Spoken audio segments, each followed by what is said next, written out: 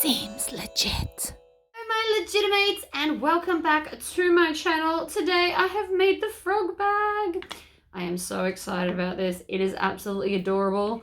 We all know why I picked the frog. It's because it's green. This pattern does come with, I think, like 9 faces. So I did the frog. I know there's a dog and a cat and a deer and a panda. I'm pretty sure there's a fox. Like, there's a whole bunch of very cool animals. It is done with binding, and I've done the piping. So the pattern comes with a zipper pocket on the outside. I've just put mine on the inside. But it is very, very cute. So if you would like to see how to make it, please stay tuned. Right, guys, let's get started. So I've got all my bits in my tub here. It is 4:44 in the morning again. I did not choose to actively get up at this time. It's just apparently my body doesn't like sleep anymore. So fun times for me. Now, I will be doing, as you saw, the frog. So I've just got my template here just to remind me what's going on in case I get confused. I also managed to find the cutest fabric and I love it. I didn't have anything else and I didn't want to just do plain waterproof canvas green because then I decided it was too boring. So what we're going to do is we're going to pop that under there like that. Now the best way to get it to stick is, of course, double-sided tape. So I'm going to put a piece right between all of that. Now this is 1/2 inch. Oh, this one is rippable. Apparently not that I'm doing that, but still. Now, the thing what we don't want to do is we don't want to have this. Right, so I've already, we can't do that. We might use a thinner one because we can't have it poking out or it's going to stick to the table. So we're not doing that. We're going to switch it up. We're going to get 1/4 inch and then we're just going to follow the curve of the mouth because that'll work.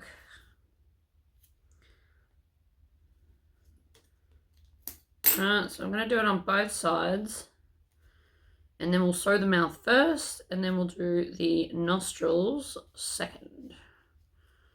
So this is just going to help hold it. You could also use some glue if you're into the gluing thing, especially if you have a leatherwork background. You might want to glue this down first and then stitch it. I don't use glue because then I have to wait. And even though for you guys it would be instant, it also means that then I'm going to go and start another project while I'm waiting for glue to dry because I know who I am. Okay, so there we go. Stuck on. Now it should cover everything nicely. I'm going to go up to a 4 stitch length and I'm sorry if this distorts the camera, but I need the light so I can see what's going on.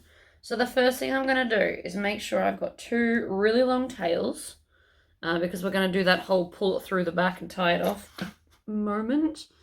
I'm also going to move my clips out of the way. So I'm going to start right there. And this is going to be a very slow process. It's moments like these I wish my machine went a little bit slower. Yes, I could probably fiddle with the motor and work it out, but we're not going to do that.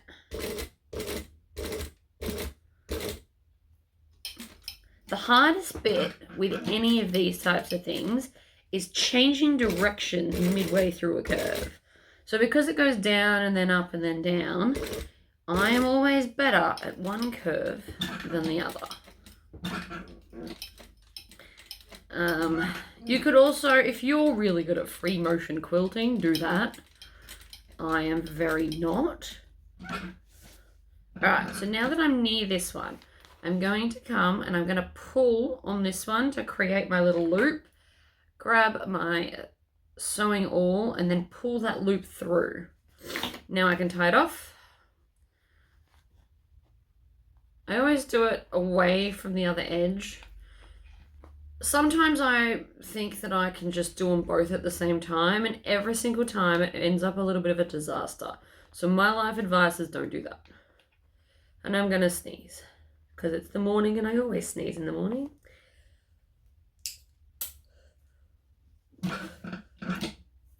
Oh my goodness, here it comes.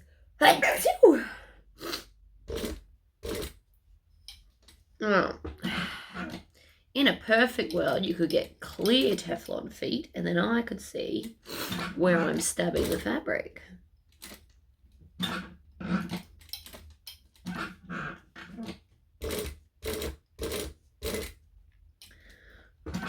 So see here, we're now going to change to a concave.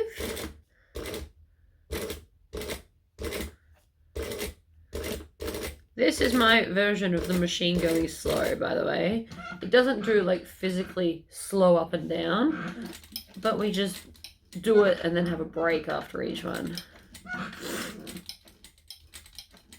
I'm probably just going to hand crank the nostrils because I don't see me having much luck trying to manually do it. So, again, we're going to pull on this. I like to do, if you struggle to get that to come up, pull it tight and then draw a circle. It will force it up every single time.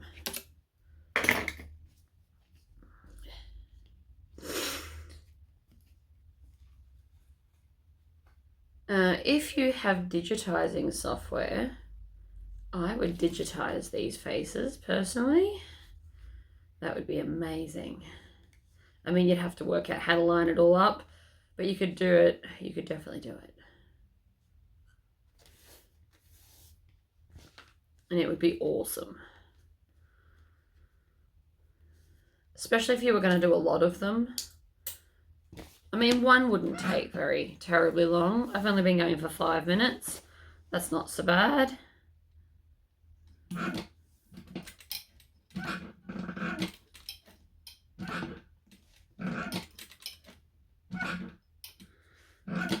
I'm lifting my foot up each time to make sure that I'm close enough.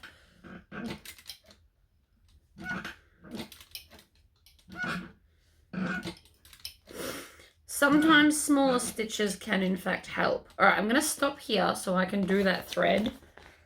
Because remember what I said earlier about getting too close and it misbehaves? I really wasn't kidding.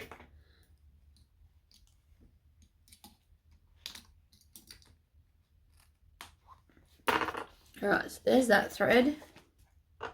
Now the reason that this looks so tricky is because it's a tiny little circle. So there's not a lot of wiggle room for you. I do still recommend doing them separately though. Together is always a painful experience. And then through the first hole, pull, trim. This one will be much easier because it's not stuck under the machine now. I like 3 knots. I know I've said it in other videos, but maybe you haven't seen those. I like 3 knots. You could do 4 if you want to. 2 I personally don't think is enough. I don't think it locks in tight enough. But after you go past 3, it starts to create a bit of a, not hole.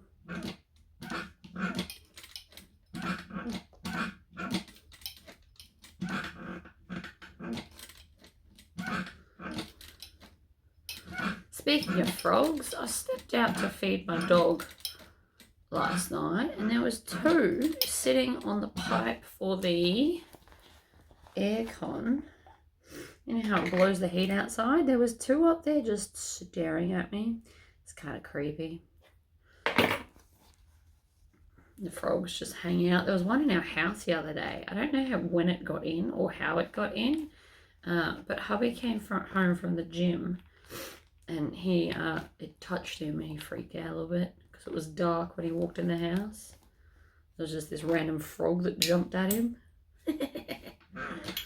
I swear I had nothing to do with it, but God, it was funny.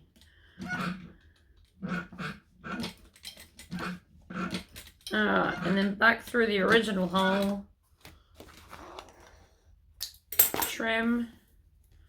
Pull. Flick up.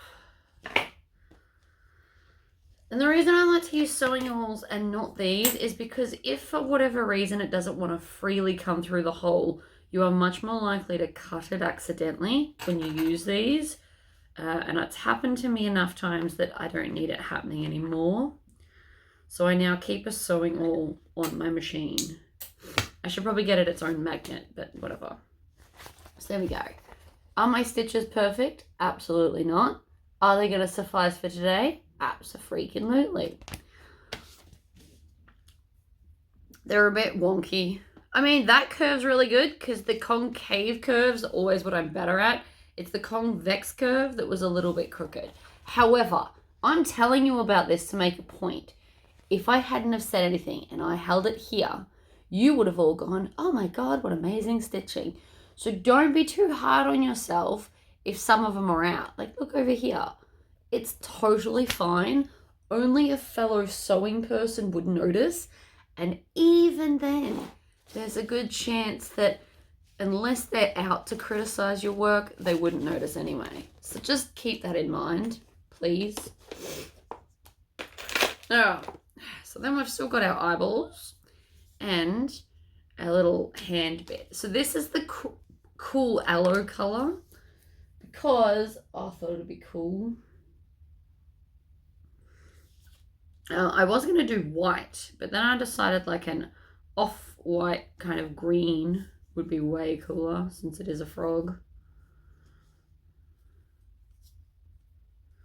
And we all know why I picked the frog, right?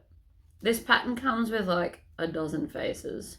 Probably not a dozen, but there are a lot. The creator is having a lot of fun doing them, and I totally get that. There's a fox, there's a deer, there's a cat, a dog, a panda. I can't remember the other ones off the top of my head, but there's like a whole bunch of different faces. So there's kind of something for everyone. Now, can we see what I'm doing? I am going down all the fingers to make sure that they are going to stay where they're told. It's all good and well to do the outside curve, but when it comes time to do the hands, we don't need this moving, and trust me, it will try.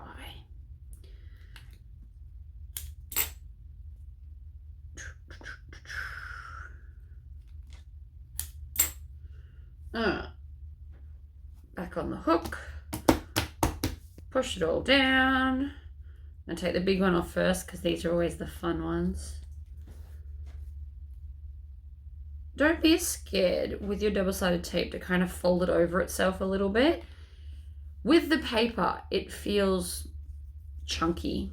But once the paper's off and I push this down, it's going to go on smooth and you won't even notice that there's little overlaps. And it's just quicker.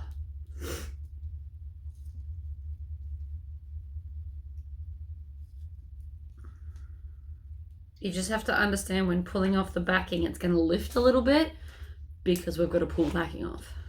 That's all.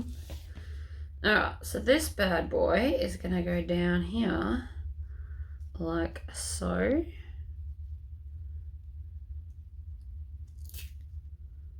Don't be afraid to lift it up and put it back down.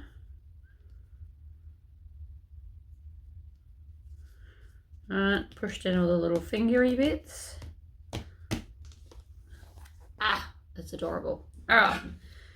I don't have a pale green thread, so we're just going to do the green thread for everything. And I'm going to start with the big curve to hold it in place. I feel like that's a pretty good place to start. See? Convex, and then we go concave. This is really going to test your curvy skills. But because it was a big line, that was actually surprisingly easy. Alright, down the bottom we just want to be, you won't see this, but it is good to tack it down. It will help later on. Alright, let's do these hands. Ooh, get comfy. Put the arms up on my chair.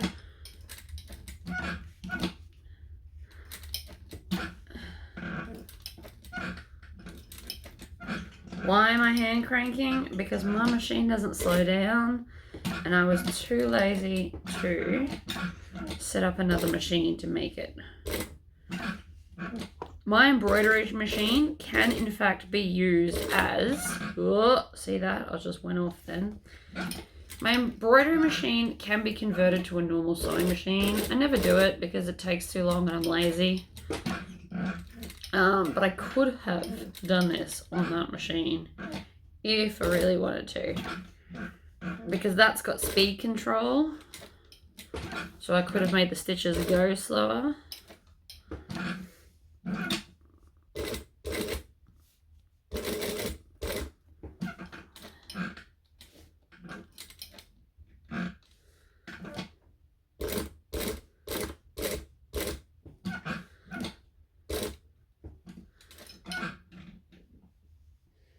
I want to go there.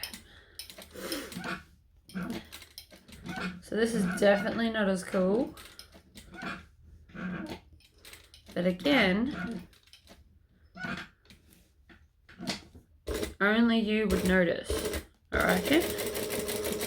Somebody's coming to your stall, or if you gave this to a kid, for example. If you had a little kid that was obsessed with frogs, you gave them this bag, they are not going to notice your stitching. They are going to be so amazed that you could make it look like a frog.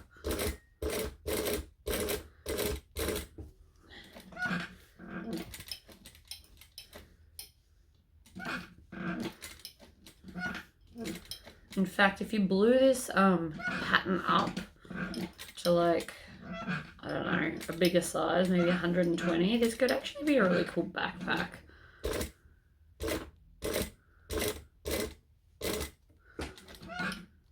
Point, swivel, and up.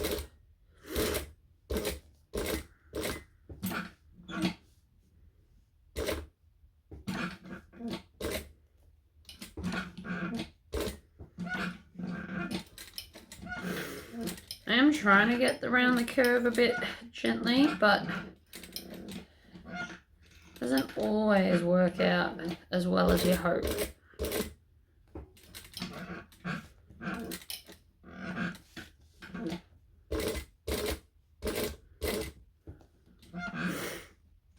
When it comes to tight ones like this, tight corners, I am better at convex.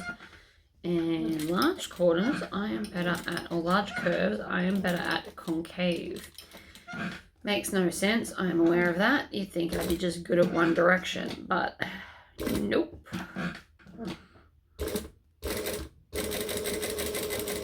Alright, needle down. We're going to seal this off just so it can't move later on. And again, is this stitching perfect? My stitching is never perfect, nor have I rarely ever claimed it to be, unless I've done a straight line. However, it looks cute. I love it. Eyeballs. Another option you can do is if you are a quilter and you've decided to, try your hand at this, totally awesome, good for you. Basting spray can also be your friend.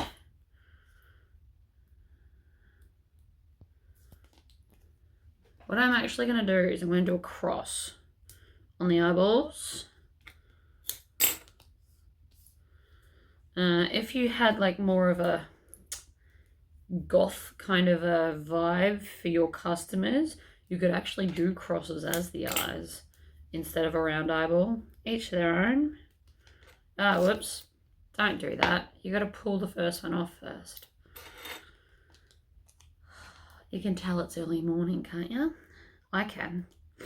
But I laid in bed for a very long time and I didn't look at the clock and I just went, I'll get back to sleep. And when I didn't, I was like, yeah, okay, we'll get up. Get up and make the frog.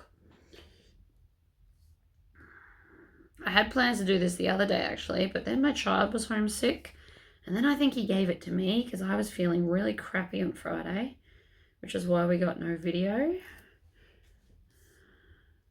Oh, I love it. Look at his big eyes.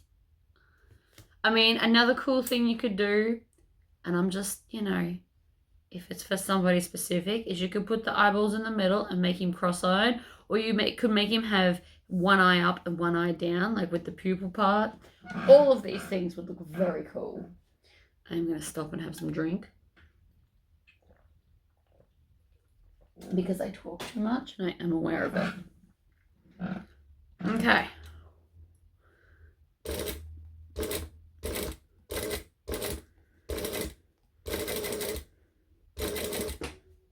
We're going to needle down, and I'm nearly back to the start, so I'm going to pull this through.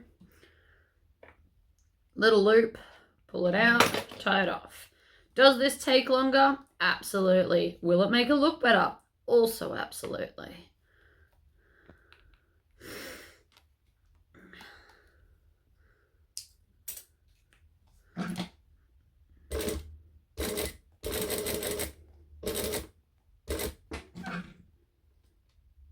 In the original hole, pull, chop, pull. See, it creates the loop. Sometimes it'll do 2 loops. Just pull the first one.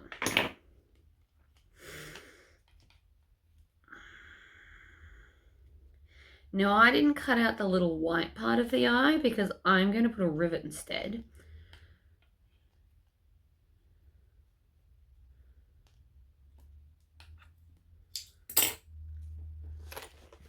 Then I've got a backing. That's how I've decided to do it. I don't want to be able to see the other stuff.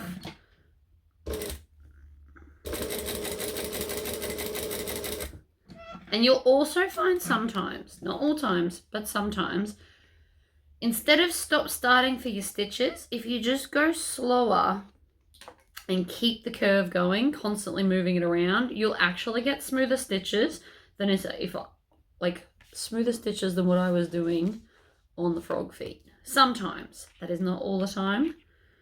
If you don't feel confident, don't try, or maybe have a backup or an extra one cut out just to see if you can try. And like I said, not always, but sometimes, right? Because you're feeding it consistently and then it behaves itself. So that one was done a lot faster than that one. And I gotta say, this one's more round. Personal preference. And again, the more of these you make, the better you will become. This is the first one I've ever done. I don't even have written instructions next to me. We're just going for it. Because as a general rule of thumb, bags go together the same way. All right. Done. Let us get some rivets and have like a little sparkle in their eye, because that's just so cool.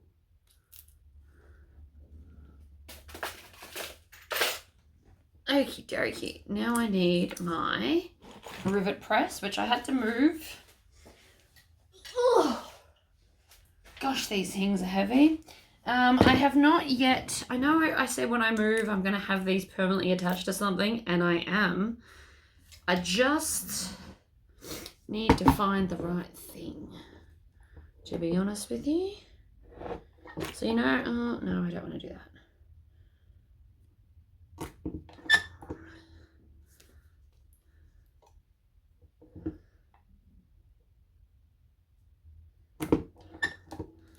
Am I eyeballing that? Abso-freaking-lutely. Do I care? Nope. So see, it'll give literally a shine in the eye. And I'm putting these on before I put the backings on so that we won't see them. They are literally just an adorable detail.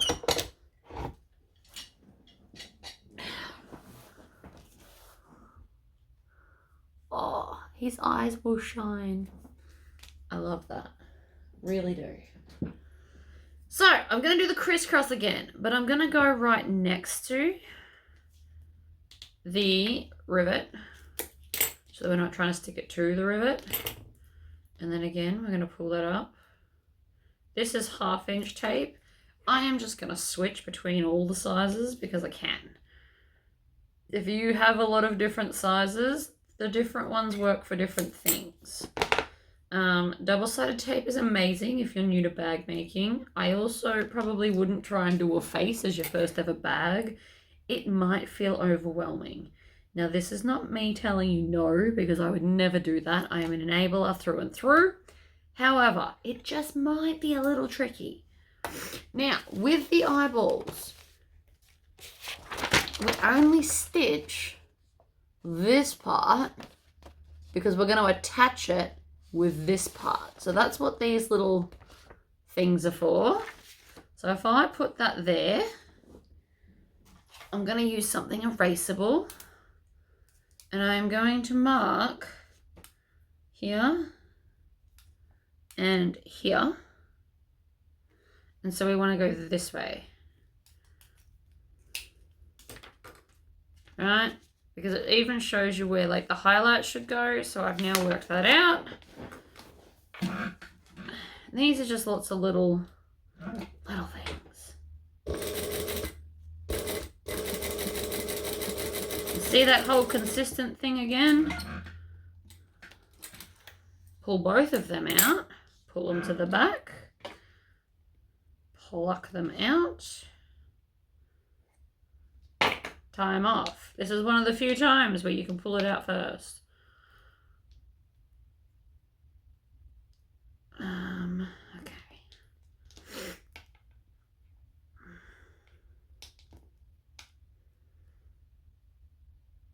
So this is one way to do it. I'm going to show you another way. So I've actually only cut out 3 circles for the eyeballs, and I'm going to show you why in a second. Just let me tie these off. In my personal opinion, you should always have the back piece bigger, and I'm going to show you why. These were both circles cut out. Now, admittedly, they weren't cut out by a cutting machine. They were hand-drawn. But see how now I'm going to have to go around and just trim off tiny little bits? That's always the tricky part, I think. It's more tricky when I have 0 scissors here.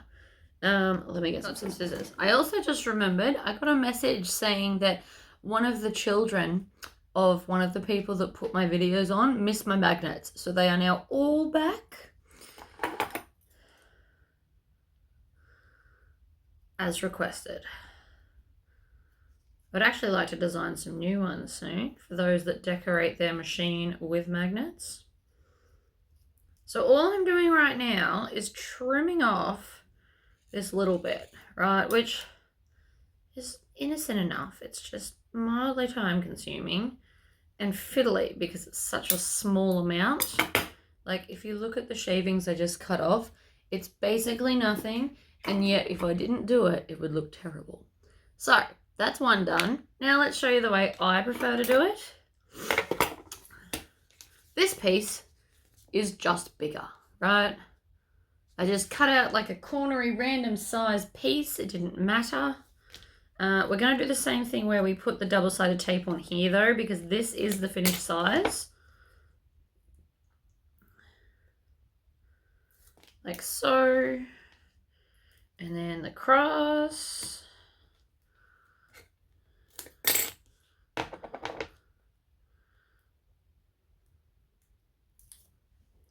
Like that.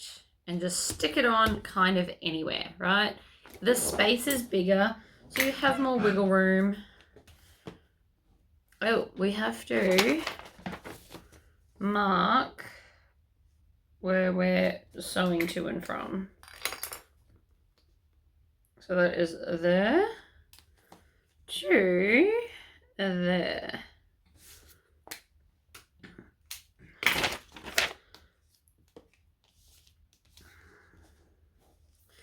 Nice big tails. Put the foot down.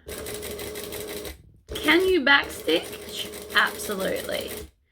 If you're looking at this going, oh my god, that tying is going to take me forever, you can backstitch. It's just neater if we don't. So my wench wallet, you should probably do this to every single one, but there's 18 card slots, which means there's 36 ends, and so I backstitch. I regret nothing. that would take forever. But it probably would look neater. Whereas on the Pocket Pal by Lynn's Handmade, there's only 3 card slot holders, so I'm okay to tie them off. It's only 6 knots you got to do. So far today, I've done way more than that.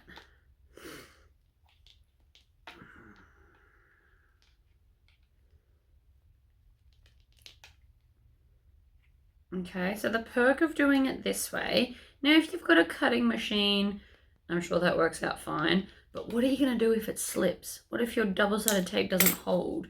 You're going to have this same trimmy problem. Whereas now, I can literally just come in and follow the original line and it'll match up. And it's not fiddly to have to cut this. I mean, circles are always a little fiddly, but I'm not having any like major life problems trying to do this. So, I mean, it's up to you, but I personally found that way easier than trying to cut 2. I am merely here to teach options. You can pick which one works better for you.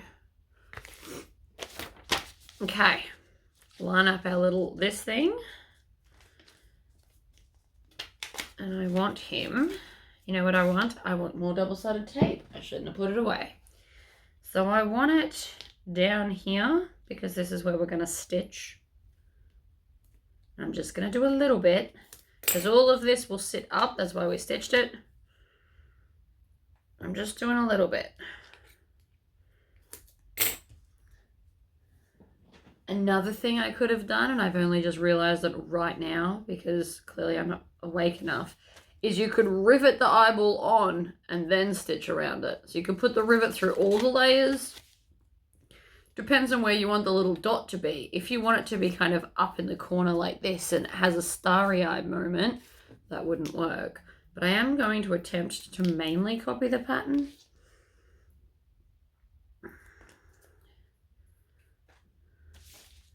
So we're going to put our little bad boy on here, and then I'm just going to line up the mouth and then put down the eyeball, which is there. And I am going to stitch one at a time. Stick, not stitch. Well, stitch and stick, I suppose. One at a time.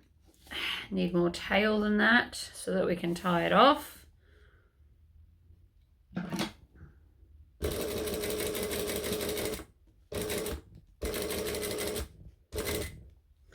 And last one goes into the hole, pull, flip. Again, this is one of those moments where it's okay to do these at the same time. I'm going to pull both through, then tie them off. Lots of tying is happening, which is fine. It'll be worth it. This will be epic. I am wondering if my child's going to steal this bag, to be honest. He might. Very real possibility there. The only thing I haven't cut out for this bag is the piping because I'm undecided what color I want to do. I could go a dark green or I could go a silver glitter. My brain can't decide. So I guess I'll make the face and then see how I'm feeling. But how freaking cute is that? You can't tell me we're not nailing this. I always like to make sure the face is lined up there, and then we're going to pop this in. Put my finger there, and from there to there. Love it. Love it, love it, love it. So yes, from experience, my suggestion would maybe be to rivet the eyeballs on. It might make it easier for you to do. We are so close now.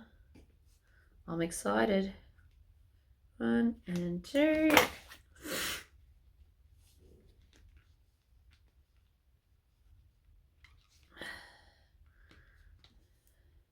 Now, even if you're not doing silver hardware, which I am by default, by the way, you could still do silver rivets to make it look all pretty. Or if you've got colored rivets, do Oh, you could do like a Diamante one so it literally shines in the sun. You know, you can get those like multi-packs of coloured rivets. I would do that and put like a white clear one. And then it would literally sparkle. That would be cool. So there is our front. That will be the biggest mission of this bag because of all the fussy sewing you need to do. But I'm not mad about it. I think it looks awesome. Now, I will need to iron this on, so we will stop again soon to do that. But I'll do that when I'm up to picking the piping. So, let's move on to the lining. Oh, and I've got an itchy nose. Alright, what have we got? We've got a lot. That's what we've got. So, I'm going to do a Tory pocket. It does have a zipper pocket in the bag, but we all know how I feel about Tory pockets. So, the first thing I'm going to do is fold this in half. Find center top and center bottom. We're going to need it later. You should just automatically find the center of every bag ever, because 9 out of 10 times you're going to need to know where it is.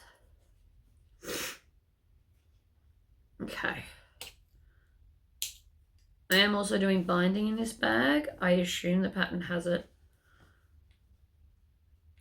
Alright, so I'm just going to line up the pocket here. And I'm going to go back down to a 2.5 stitch length. If you're in a domestic machine, whatever it a computerized domestic machine, I should say, whatever it automatically turns onto is your normal stitch. So it's usually 2.4 to 2.6, depending on the brand.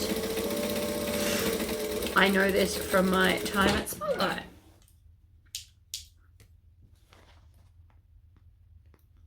Trim off all the tails. I want nothing interfering. Grab some scissors. I'm sorry for my sniffing. I've just realized I'm doing it.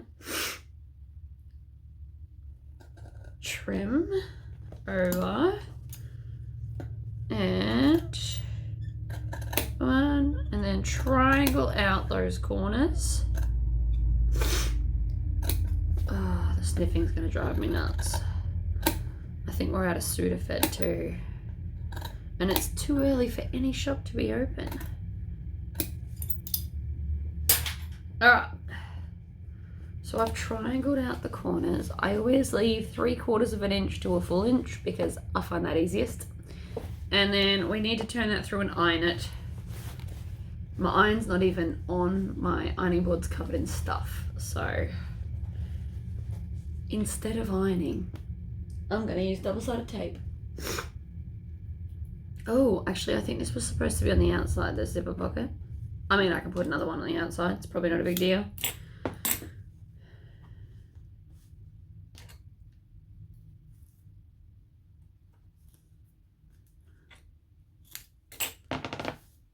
Alright, when you don't have an iron handy, or it's going to take me 20 minutes to get the iron going, I like to use double-sided tape. This also works if you're doing it against the vinyl, which is what made me think that this is supposed to be on the outside. But it won't hurt to be on the inside instead. Zipper pockets are an optional extra that you can put anywhere, in whatever form makes you happy.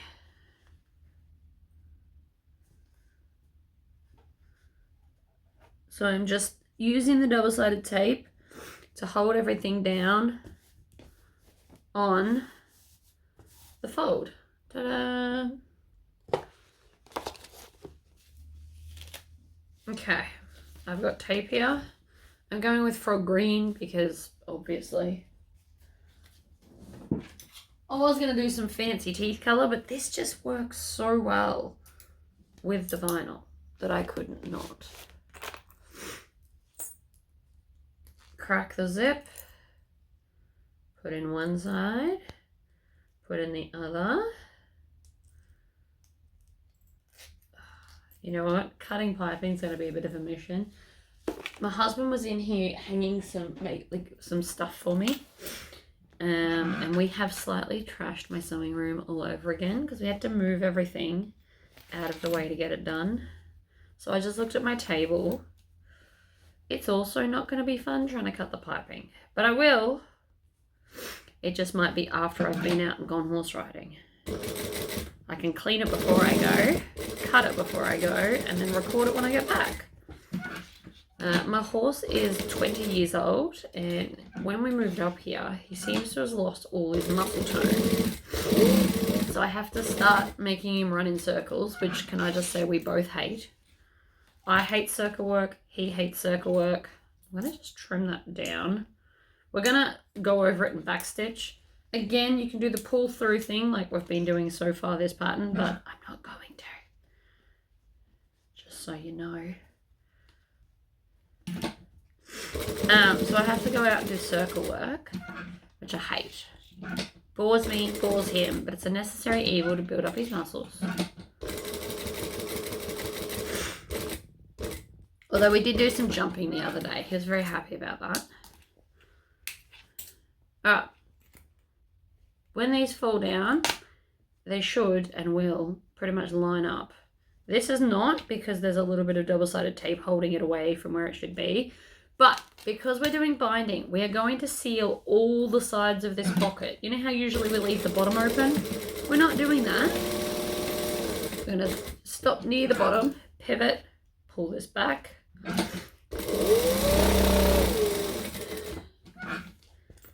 Pivot. And then up, and then back stitch, and then trim your tails. Always trim your tails as you go. It is so much easier to be neat now than it is to be neat later. So that's my inside pocket. You can put this on the outside. You would literally do it the same way with the double-sided tape and everything. If I was more clever with things, I would actually do like a frog quilting pattern all over the gusset of this bag. I would love to do it. I'm not that clever. You could just do like a running stitch of a frog. You could just have them kind of down the middle. You could just do one on each. So these are where the zipper's going to go. And they are deliberately uneven so that we can attach a handle. But where are the fabric bits? Here we go. Alright, so we've got a big one, we've got a little one. The little one I did not put foam on because by the time we do seam allowance, it was only going to be like tiny. But the biggest side I have, this is also going to have the handle, and I wanted it to be nice and firm. I'm feeling bold, so what I'm going to do is I'm going to lay out all these three together, stitch, back stitch, and then I use one hand each to lay it on top of the base, like that. We're going to do it in sections. Now, this is a more advanced move. If you're watching this and you're like, oh hell no, just use clips, like that's fine. Nobody's going to really ridicule you here. I use clips sometimes. Today I didn't feel like it. There is no harm in either option. Now, because this is binding, we're going to go up to a 4 stitch length and we're going to fold both sides back. Now on this side and the short side only, I'm actually going to start on the raw edge. Now this is extra stitching, but it's going to make life easier later. So what I'm going to do is I'm going to stitch the raw edges together so that they line up because they are the same size, and sometimes the vinyl wants to trick you into thinking that they're not, but they are, and I'm going to keep them that way.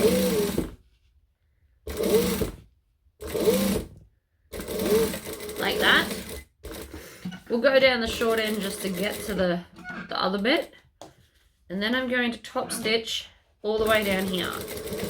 Now we're not going to do this to the other side because we're going to attach a handle.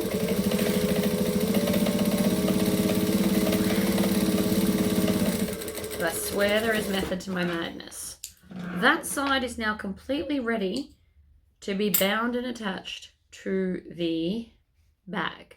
right? So nothing's going to move. Everything is beautiful and smooth. That is why I do it that way. I promise there is method to my madness. And I'm fully aware I'm mad, so please don't think I'm not. Now this side, because we've got the foam and stuff, I am in fact going to clip it together. It was just that one side where I had a little bit more freedom and I decided not to. Now I will always only clip 2 things together at a time. I find doing 3 just annoys me, to be totally honest, trying to line up 3 bits. I don't want to do that. I'm not going to do that. I'm going to do the 2. You can do it the other way, totally fine. You can use double-sided tape for this. The 1/8 inch tape would be perfect. Oh, I even cut it so the frogs are on there. That was very clever of me. Did not realize I did that. Also, the frogs are non-directional, so I don't have to worry about how I'm putting this piece on. If your fabric's directional, please think about that a little bit. So the front of the bag will go on the short edge, so where the face is, and then the back will go on the back. So please just think about how you want the gusset to look. That's all. That's all. All right, we're at a joining stitch length of 2.5. We're going to stitch and we're going to back stitch, and I'm going to run out of bobbin thread pretty soon. The perks to putting your clips in the right way is you can pull them off very quickly. With practice, you don't even need to stop at them. It does take a lot of practice. Okay, I'm going to finger press this open. And then I am only going to stitch along this edge, but to ensure that these are going to stay where they're told and not, so see how, because of the foam, see how it's trying to like fold over? It's actually meant to be all the way back there. So to prevent that, I'm going to put clips on all the way along the bit that I'm not going to stitch yet. Actually, the other option is we could just put the handle on now. That is a very real option too. So let's just put that aside and grab the handle. I did briefly glance at the the instructions for the handle. So this is our handle piece. We need to fold this together. I'm going to clip this because it's vinyl. And I'm going to sneeze again. Oh, come on.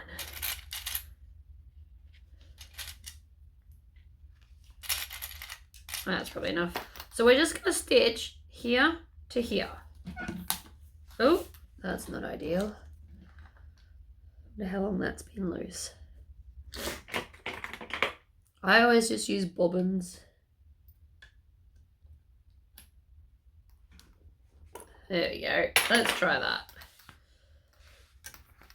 I'm going to back stitch this. So stitch, back stitch, maybe. Yes. I don't know if you can hear that, but we are starting to get low on bobbin. Alright. Now the tricky part, which I have something to have. These are hemostats from a veterinary clinic. They are like single-use ones, so I disinfected them, obviously. We don't need blood and guts all over bags. And then we're just going to put these through the middle bit, make sure they open.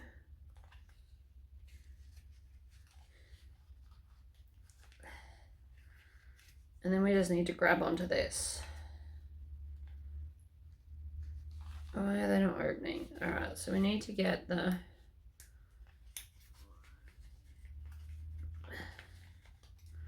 Or maybe if we push this through this way. So this will be the other fiddly bit. I did anticipate this though. So I'm just kind of feeding it through.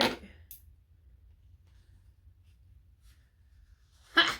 Ha ha ha ha! So you just grab onto it and pull till we're there. And then we're just going to maybe get it to feed onto itself. like that. Oh, I love it when I win. All right. So this is now what we've got. So we've got a seam here. This will be the part that we actually hold on to. It is a bit tricky, so please don't feel disheartened. That was a little tricky. The fact that I have the hemostats definitely helped. And then I'm just going to put a piece of 1/2 inch double-sided tape. You could also use 3/4 inch. Mine is no longer currently on my cart. I think I had it when I was doing embroidery. And I'm just happy to grab what I can grab. So we'll pull off one side and then we bring both sides into the center.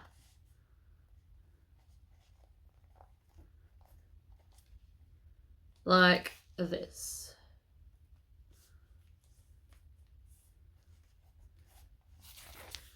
Then we're going to do the other side. Same thing. Pull off the backing.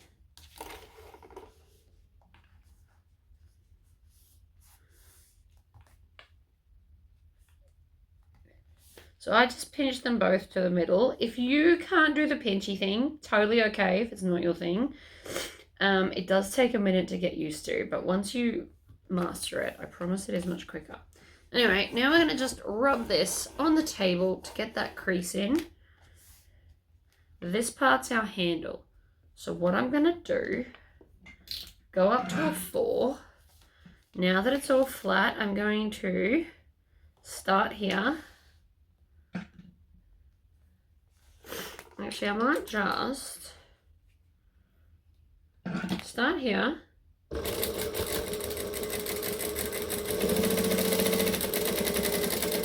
Can you hear that? I can hear that. What's going on? Ugh. It's stuck is what's going on. But my stitches on the back. Oh my goodness. Look at the bird's nest on that end.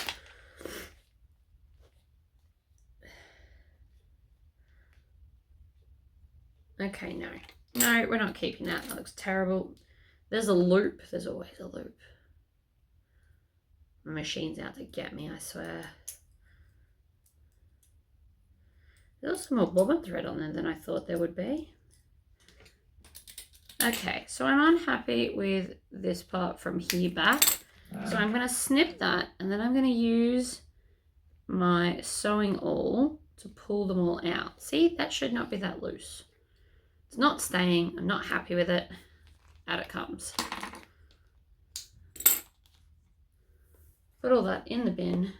This end's fine, so I'm just going to pull this through and tie it off at the back. Apparently that's my thing today. And I'll just go back and stitch the other bit. It'll be fine.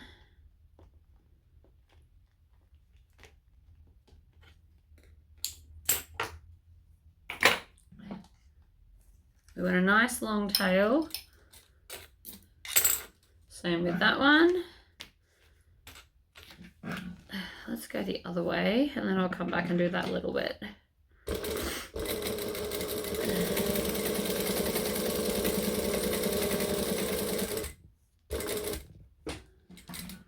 Alright, pull it out. Other side. And I'm just going to go back through those same holes. And then through there. Maybe we'll do one more. There we go. Alright, and then a lot of tying. It does look prettier. That's why I'm doing it. You may not agree, and that's okay. You can just backstitch it. Normally, I would just backstitch it. We've all seen me do it. But I've gotten to a habit now. Can't stop. Alright. You just want to go along, tie them all off, trim them all off.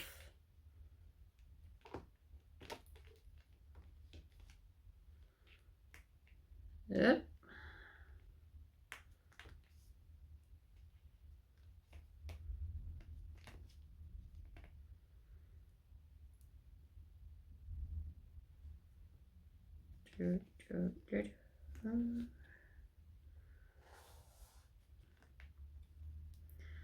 One, two, three. Ah!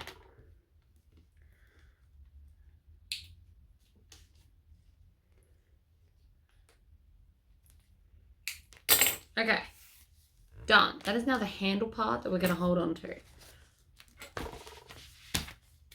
This, see how we're doing this? So, need to find the center of everything ever because, you know, it's my jam. I'm just going to trim it. Feels easier. All right. You can't put it in the center of this because we've got that seam allowance, right? So you got to take away seam allowance and then put it in the center. Just food for thought. So this is where I want it. You can actually, because we're going to stitch it down, you can actually use double-sided tape to help you hold it in place. So literally what we're going to do is we're going to sew up, across, and down onto here. And because this is longer, the handle will then sit up a little bit. Then I'll close off the back and top stitch all the way around. That doesn't live there. Okay. So the reason I'm using double-sided tape for this is so that it'll go on straight.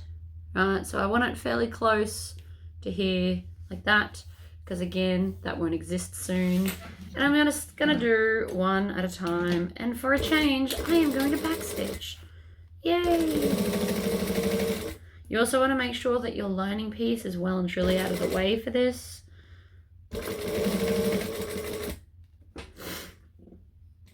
One more. Move the clips. Pivot. Across. Into the other stitches. Pivot. Down. And backstitch. That is one side beautifully on. Now we're just going to repeat that with the other side. The second side will be more tricky though because this doesn't sit flat, it sits up.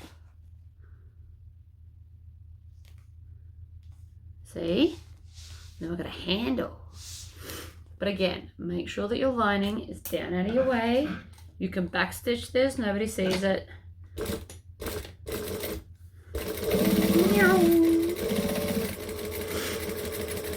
Oh no, I just made the noise again, didn't I? Please know I do this off camera as well. In fact, I probably do it more off camera than on camera.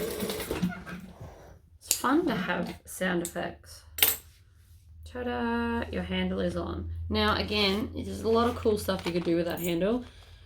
We could have made a different color. You could probably get some piping in under there somewhere. I think I want to do dark green piping the more I make this bag.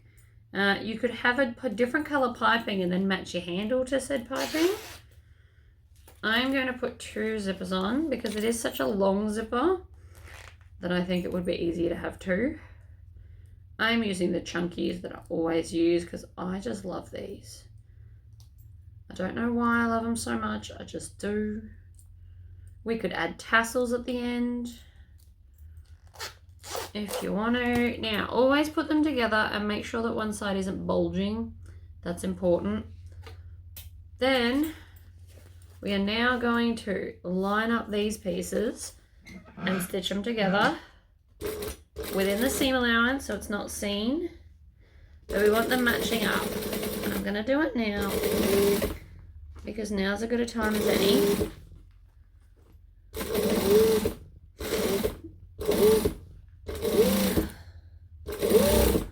I need to stop buying fabric. I went on a little bit of a binge in the last week. Like, we moved in and I treated myself to so much new fabric from all different places. I've bought it online. I went and did like a swapsy with a friend. I just have a lot of fabric at the moment. And it now is just all over my bench. So I think I have to put myself back on a fabric ban. Although we'll see how long that really lasts because you know me. I just need to be able to sew way more. Alright. Ta-da! So that is now beautiful and smooth on the back. Beautiful and smooth on the front. We've got our handle, which is where that seam was, so it sits beautifully. Love it. Let's take our base and add feet, because of course I have feet.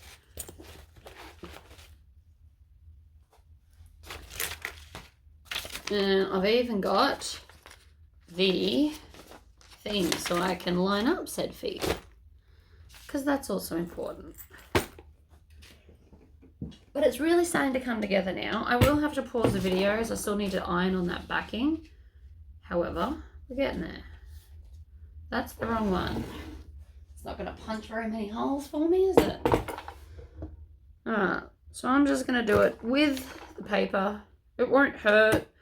Even if you laminate this, if you're going to make heaps, laminate it and then still do it this way.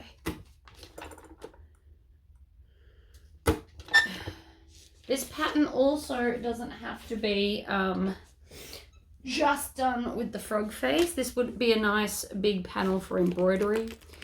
And then you could add some little vinyl accents that you make up. I did a video on that for those that don't know that you could just make stuff up. I kind of give you a general rough guide on how. Because it will depend on what shape you want as to what accent you do. So I'm going to push all of these through the back like so. Then lay it down on the table, push all the feet on. These are little domed feet. You can get more kind of standy-uppy feet or whatever. I just like these ones. These are my favorites. Everyone likes what they like. That's a bit loose. I'm just going to tighten that for next time. We now have bag feet. We've got our zippers on. Make sure you put your zipper pulls on. This is my calling to you. And then we are going to line. Lining to lining. Now again, this is non-directional, so I don't need to worry. If yours is directional, we need to think about which way we want that to sit. I am going to clip this too. Put a bunch of clips. We're going to sew all the way across all of them because we're doing binding. If we weren't doing binding, you'd have to skip the zipper part. Right, and then we're going to add this one in as well. Like that. Now let's stitch it with a 2.5 stitch length.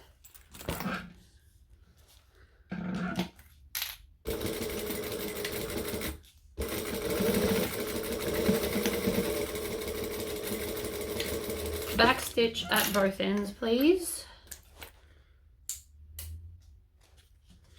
Right, beautiful. And then we're going to pull both of them down and we're going to top stitch. Now, if you're on a domestic machine, you might want to go under there and kind of trim back some of that so that you can top stitch nicely. I love this machine. It just does what it's told. I hope it never dies. I'll be very sad if it ever dies. Also, after playing with a machine that has like a thread cutter, I am less excited. In the 30 minutes I played with the machine, I nearly broke the thread cutter straight off it. So I'm like, no, that's a bit of a deterrent to me, isn't it? Alright, clip. Then we're going to grab this bit. Now this bit's bigger. So what I'm going to do is I'm going to fold it on itself like that so that I can get this piece up. I don't want to have to fight the bag, so just crease it. We can always iron it from the lining side and get any creases out. We've also still got to turn the bag through at the end anyway, so don't be too worried about creases in the vinyl. We can get them out, you just iron them. Back to a joining stitch length, seam allowance, back stitch. Now this one's, oh, I just ran out of bobbin thread. Perfect timing. As if that happens on video like ever.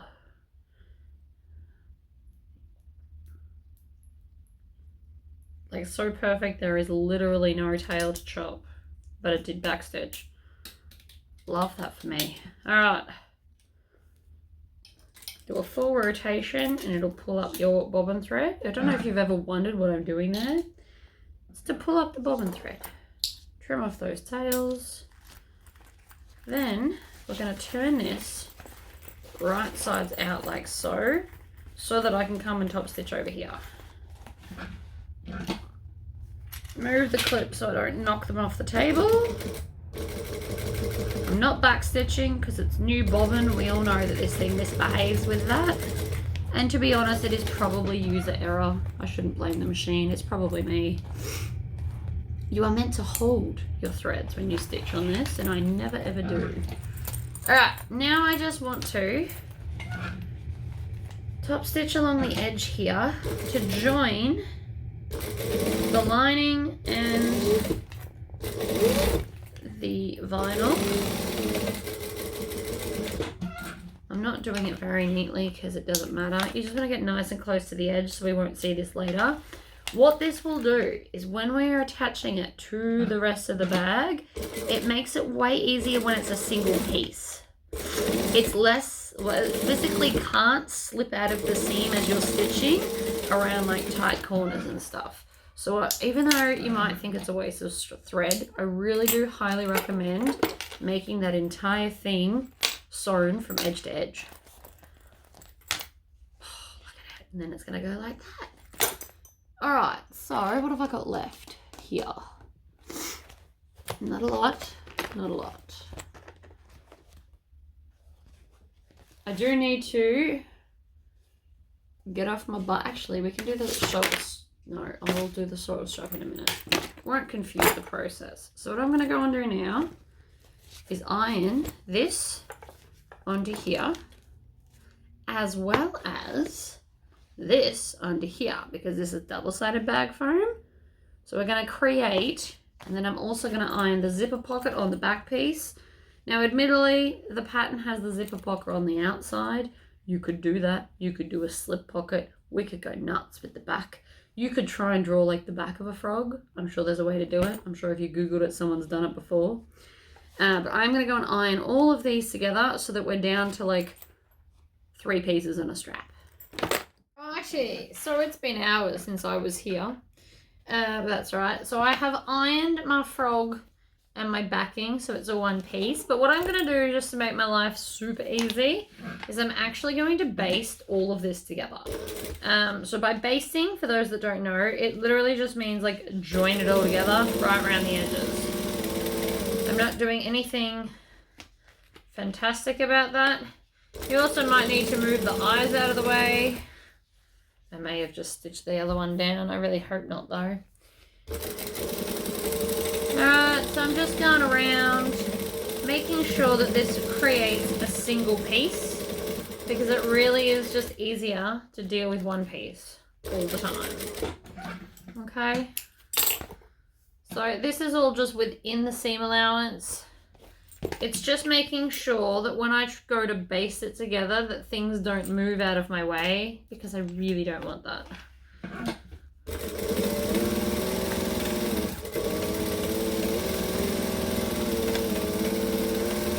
And you can do them either side up, doesn't really matter. Okay. So they should now all be joined as one single piece. So we should have 3 pieces here. Before we join them, I do want to make some piping cord. So I have got here my size 1. This is size 1 piping cord. As you can see, this piece is nearly out. I will get another piece off soon. And I've decided to go with the dark green. It was a hard toss-up between the dark green and the bright green. And what I've done is I've roughly measured it. So you can kind of just hold it at the edge, go around, and then make sure there's like a little bit extra, just to make sure I've got enough.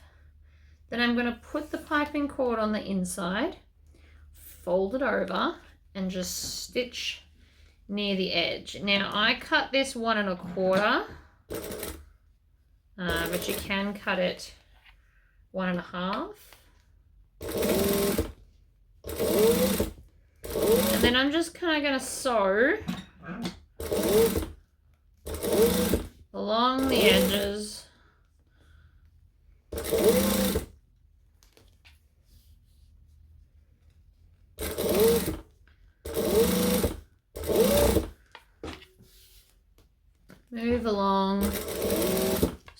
slowly but surely.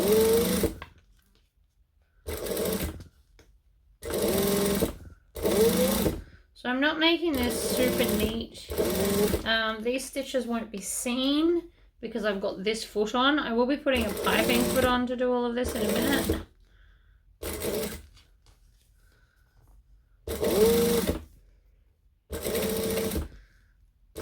You just really want to like line up that edge. Then I'm going to grab the second piece because I'm going to put piping in the front and the back. Now I understand that you may not work this fast, and that's okay. This green is from the Inklings and the Kraken range of solids. I think it's really pretty green, which is why I've now got some going on. I've got a little bit left over from a different project. Whoops, I'm going to need that later.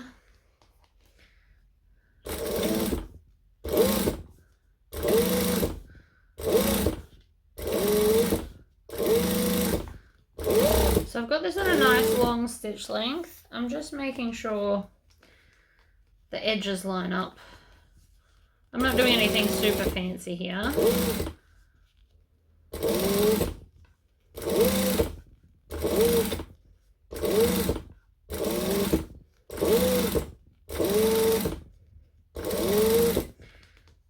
Now I am going to try out my piping foot because I do love it. There is a reason why I got it in the first place. I'm also going to separate these two because it's going to make it easier to work with. So, I'll just put that over there for a minute.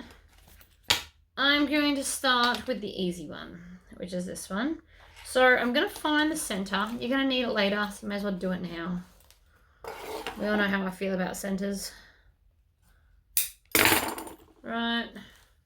Up and around, center top.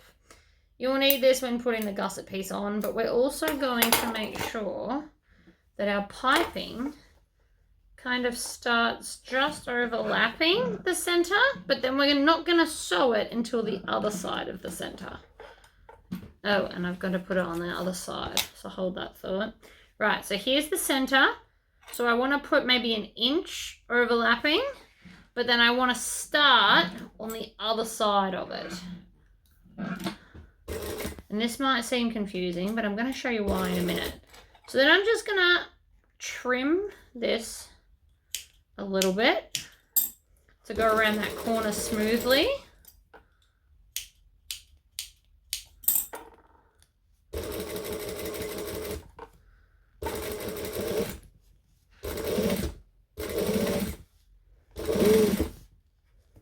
And I'm still on my 4 stitch length. Now, technically this is all a curve, so if you wanted to trim the whole thing, you totally can.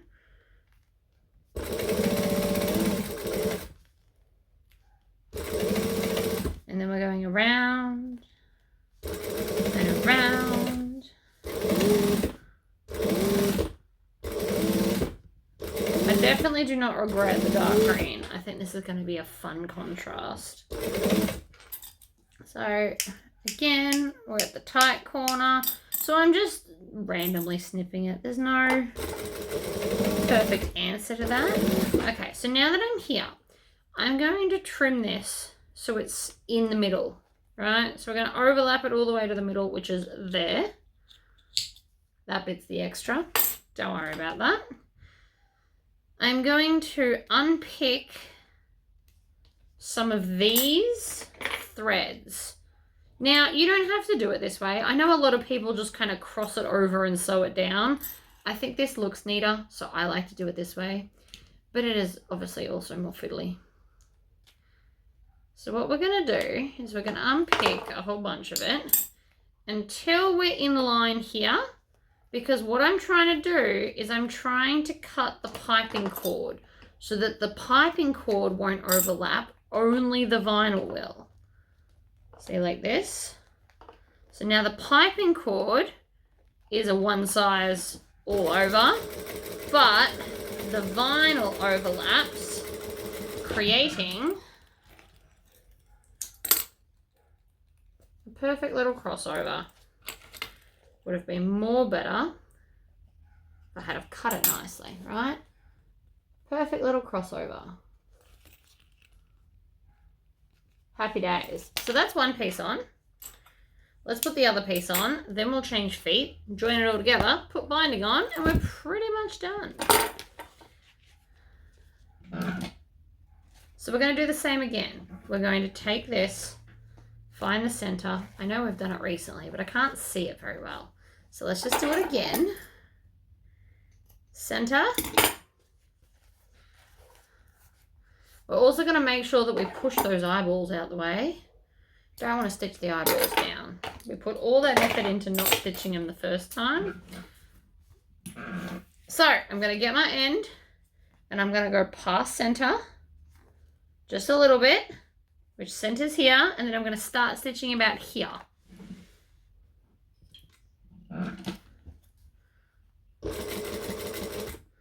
You also may want to start snipping that curve. It will just help it sit nicer.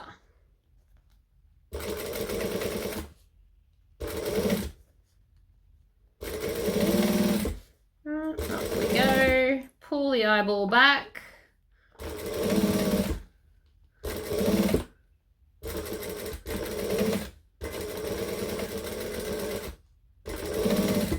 Pull the eyeball back again. And by stitching it on the way that we did, it makes it quite easy to pull it back, to be honest. Another tight corner, trim it down.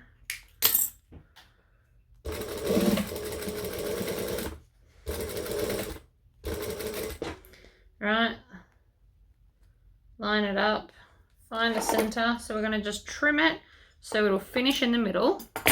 And then I can pull out this cord because I didn't chop it off. And there's another little piece for a little project. Then I'm going to chop here.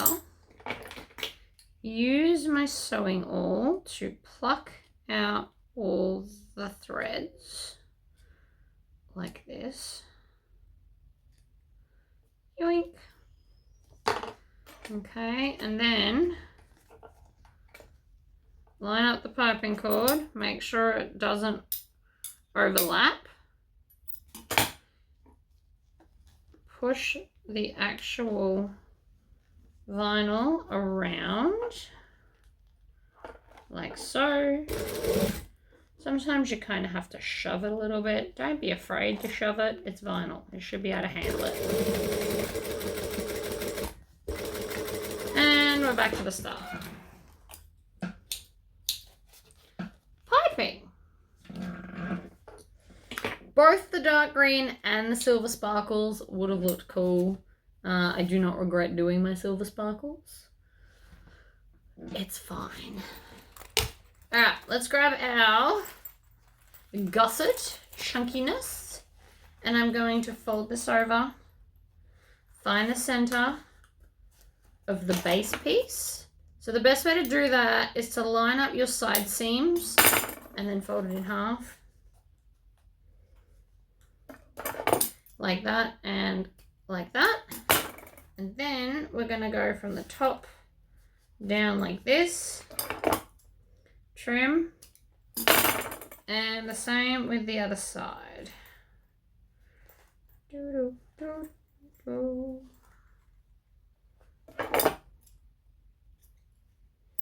Alright, so that's now all four sides because it's easy to do now rather than later.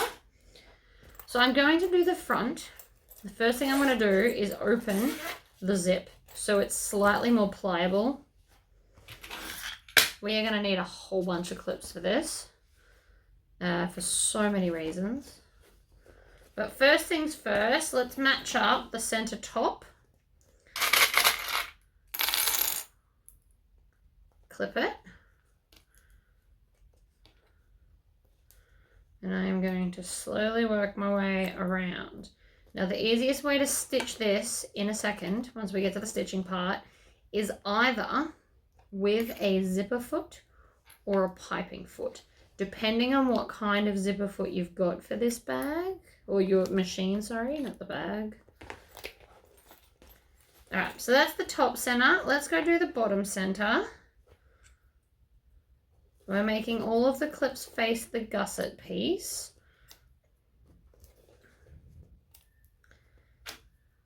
This is very chunky because I've used thick piping.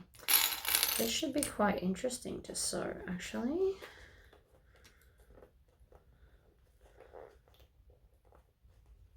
I'm actually thinking I'll want to do this on a cylinder arm. Now, I understand that you don't all have that option.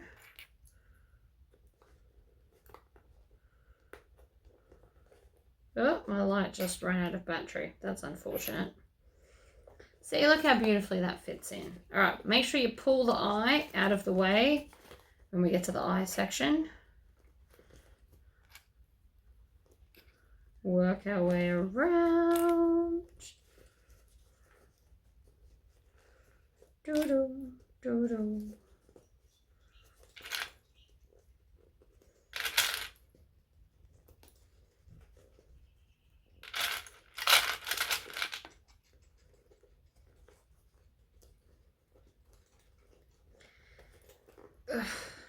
This bit's being a little bit stubborn, but nothing I can't handle. So, this is what we've got. Now, with my piping feet, when I first bought them, I didn't really know what I was doing, like most of my life. However, so what I did, I have a lot of feet for this machine, but what I did was I bought the piping feet in both directions. So the machine came with this 1 foot. I've bought a zipper foot, but I don't like it, so I never use it. So these, see how the piping section, like the divot for where the piping bit goes, is opposite on each side. So I need to figure out which one I want. And I'm pretty sure I want it, this one, which is the gussety part is to the left. But I'm going to keep the other one out just in case I'm wrong, because it has been known to happen. I'm going to tighten this up. I, as you can see, use my bobbins.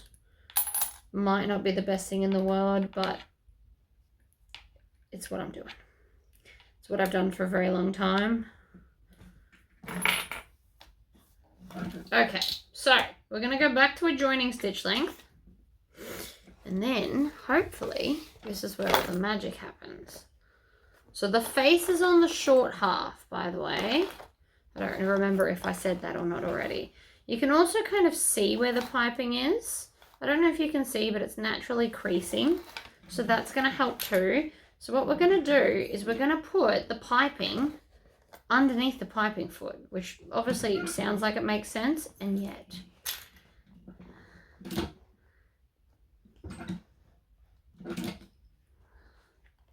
So like I can see it and I can feel it, and I'm just going to keep feeling at it to make sure that I'm doing it properly, because it is quite easy to stuff up the piping.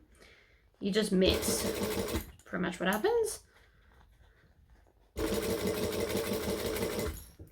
Now I just want to make sure that that's working out, and it does look like it, so that's good.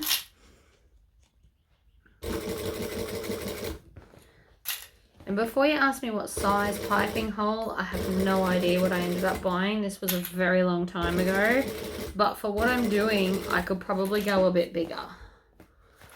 And I'm constantly checking on it, and I'm checking on my bobbin thread, because you do not want to have to pull all your clips off just to go and do it all again because you missed. And we're at the eye, so I'm also going to flick the eye down, because it's going to make it easier to feel where the piping cord is.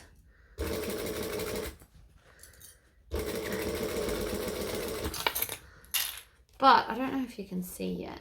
It is going quite well. Even without my light.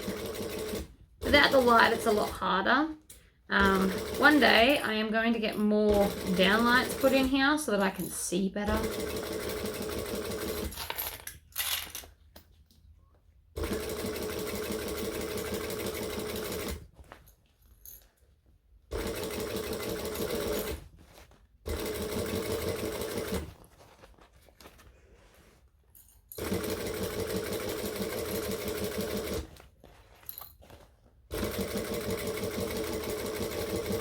Alright, I'm just going to go past the chunky bit, which is where all that doubled overness was. Let's see how I did on the first round. Honestly, not too bad. Thought I was going worse than this. So I always like to turn out my piping to check on it. It is important that it is where you want it to be. I definitely like with the dark green. It kind of frames him. I'm not at all mad about that. And my piping's looking really good. So I can't see any of my former stitches that I did the first round. This is a bit thick here because there's quite a lot of layers, but that worked out really, really well. So the corner looks a bit dodgy, but that's just because of the thickness. That'll smooth itself out. The eyeballs stick up a little bit. All in all, I'm quite happy with that, and I do not plan on going over it again. However, what I am going to do now, turn it back, take my piping, or my binding. Now we're going to bind it, which is like a whole other problem, because we're just getting more and more layers. It's kind of cool, kind of sucky. Not a lot I can do about that.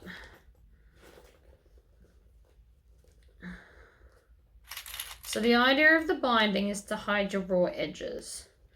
So because of this, it doesn't necessarily matter if you don't cover the other stitches. I know a lot of people try and cover it all. That's actually too chunky. If you want to cover all the stitches, you are most likely going to have to cut some of this chunk off.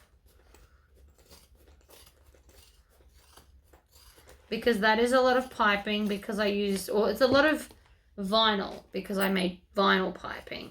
If you've done not vinyl piping, yours might not be so thick that you can't get to the edges. Who knows? But I'm just trimming off like a little bit. It's not a lot. It's maybe 1/8 of an inch. Just to make sure that I can actually get all the way around. Okay. Now if you wanted to further thin this seam, you could pull back these pieces and just cut the piping part as well to make it a bit thinner, but this should be fine now. So now it goes over everything. This is really chunky here, so we will be sewing very slowly over that because that is huge. But the rest of it's going nicely. The gusset fits really well.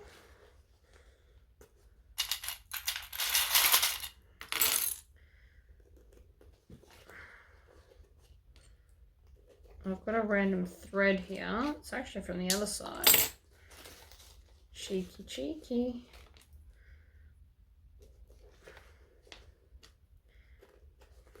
If I had time today, I would put the binding attachment on the cylinder arm and do it that way, because I do love that thing. It is amazing. You don't have to do all this clipping. You just kind of push it through and off it goes. It's epic. But it does take about 10 to 15 minutes to set up, and I am on a little bit of a time crunch. Hubby needs to do some welding before he goes out field, and he goes next week, so...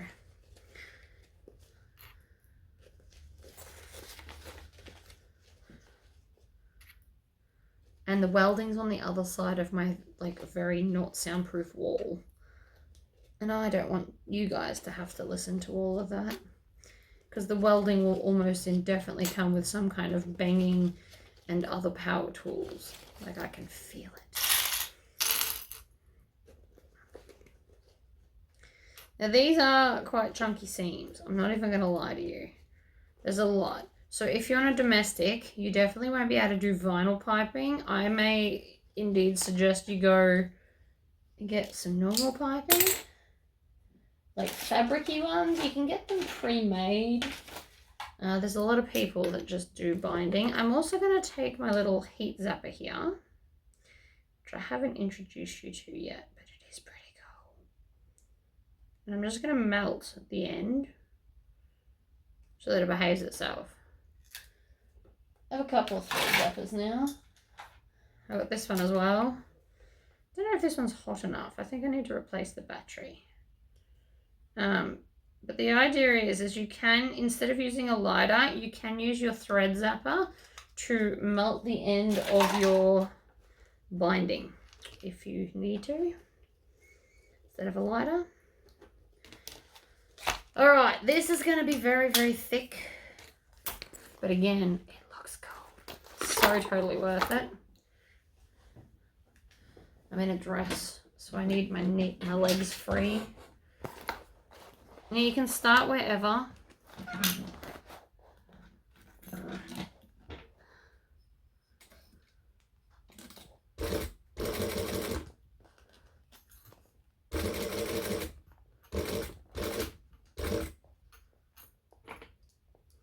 I'm going to use my little sewing awl here to make sure that everything stays where it's meant to, because it does try and move. So that's also why we put so many clips on, because it does try and move out of the way and be a little bit of a rascal. And these fake nails that I have on at the moment are definitely not long enough for me to want to put my fingers in there. I got them too short for sewing purposes. It's the reason I get long nails, is for pretty much doing what I'm doing with the sew awl. But I find it easier and quicker with nails, that's all. And these ones are too short.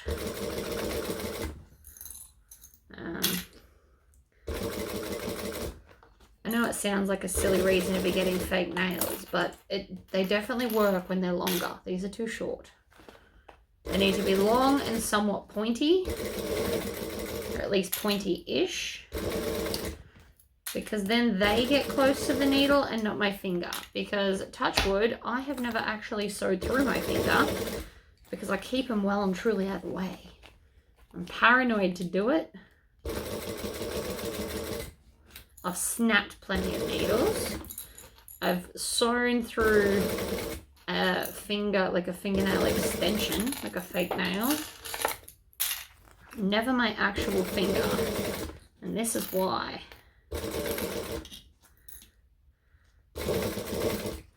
Trust me when I say it won't be something you want to do. But this is a great solution. This is my favorite sew awl. It was a gift from America. It's just epic. I love literally everything about it. Okay, I am not going to backstitch for fear of snapping a needle. We all know what I'm like with that. You know what? I'm just going to pull that out, cut it off, and tie it off. Oh, no, they've locked themselves in. Excellent. Love it when that happens. So now we have binding. I know it looks a bit crooked. It looks a bit wrinkly. Don't worry about that. But the binding and the piping are all done completely on one side. Oh, we forgot to attach these bad boys. When I say we, I mean me. So I've got my little strap connectors. You can obviously do different ones. Oh my god, you can't tell me that is not adorable. Oh. Alright, so let's do this up for a second and pretend like it's a bag. We want to have shoulder straps. So these are how I'm going to attach my shoulder straps. For those that haven't seen these, I literally got these in to design my Rascal bag. So they're these little, like, you punch a hole and it's like a screw-in rivet with a bit on it. And they move so they can sit flat, and then you can pull them out and attach clips to them like so. They are very cool. I have crap tons of them left, which is wonderful. So I'll be using them for all, you know, purposes. Now, when you attach these, you always want to make sure that they are past the halfway point to the north, right? So if I was to put it here, the bag's going to flip. It needs to be kind of here. So what I'm going to do is I'm going to measure down from the handle.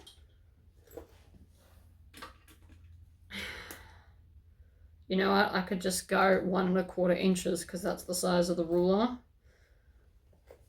But I don't want to put it through my lining, which is something that I've just realized too. So I'm actually going to unpick maybe 3 inches. Remember when I joined everything together to make my life easier? Well, now we're going to unjoin it. I still do not regret my decision to do it that way.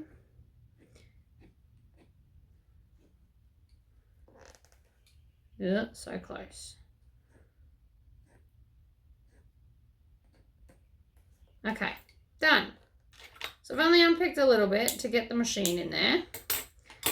And it's mainly to hide the screw and the washer that you put on the back. If you have actual rivet ones, do that. Like, it'll be fine. So I'm going to do this. I'm going to do this. I'm going to move that back layer out of the way. Stab it most of the way through. Circle this around just to stretch that hole a little bit. And then we're going to take the screw, put the washer on the screw, then put the screw up from the bottom side. Now if your hole's not big enough, which mine is not, I will grab my hole punch and actually punch a proper hole. But depending on what kind of vinyl or fabric you're using, you may not need to do that, because you don't want to make it too big. That is definitely big enough. Okay. In it goes. Up from the bottom.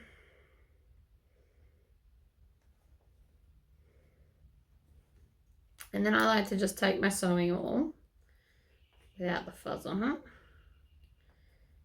and make sure that it's poking all the way through. Because if it's not all the way through, it's so much harder to get the thing to attach. And the reason that it's being more difficult is because of the foam. It does fit, it will work. They just get a little bit fiddly sometimes. So I'm just going to stretch all of that till I can see the whole part of the screw. And then we take this, screw it on. Oh man, I dropped it. Of course I did. But where did it drop to? It dropped between the lining. That was my fault. You don't get to blame the bag for that. That was all me. There's my washer. And there's my screw. Can't go terribly far. This is always the fiddly bit for me. They always take me a minute. But I don't regret them because I think they're fabulous.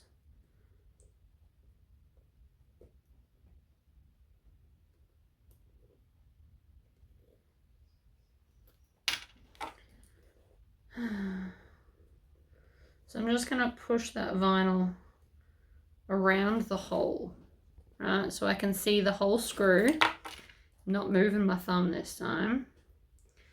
And just screw them together. Once it grips, you'll be fine. Sometimes it just likes to be difficult. Second it latches on, you'll be good to go.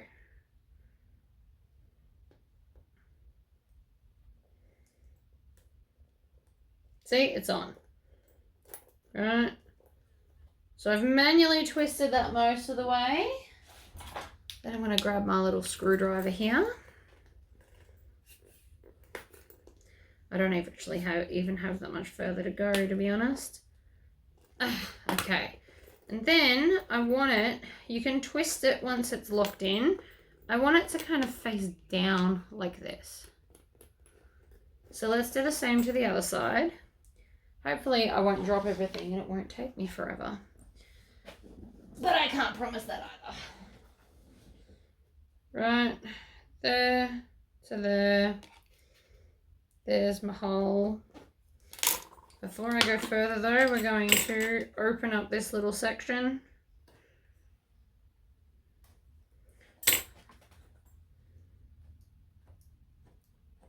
And again, if you have a rivet instead of the screw, just rivet it through all the layers. It won't matter like a screw will. And it's not even the screw that bothers me, it's the washer that I don't want to see. Okay. Punch another hole just through that layer, not the lining one, like that. All right, screw, then washer on top. What the washer does is have more surface area so that the bag won't pull through.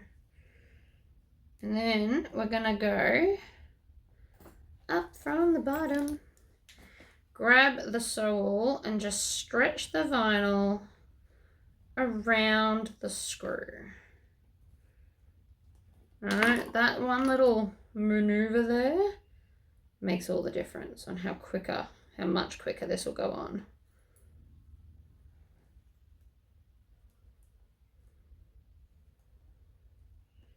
Sometimes this thing really likes to test my patience. And I'm sure it's me, not necessarily the actual hardware. And it is going through like 3 layers of vinyl and the foam. So if you need to cut away some foam at the back, by all means go right ahead.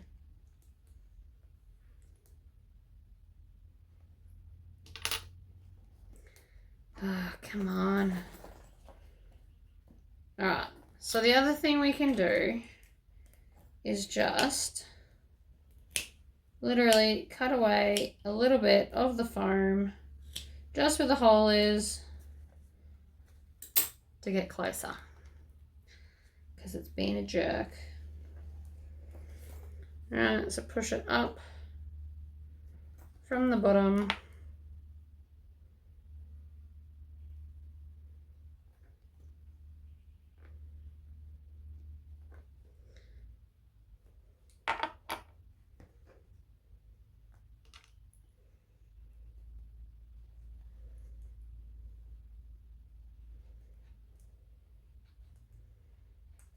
See, that worked way better. So that's on now. And then you can just screw it from the back.